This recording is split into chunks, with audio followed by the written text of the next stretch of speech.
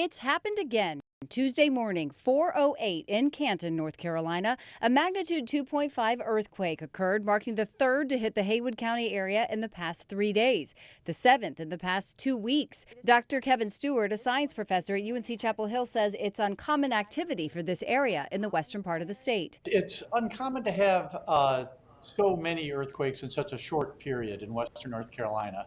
We certainly have small earthquakes in our mountains, but to have a little swarm like we're now having near Canton is somewhat unusual.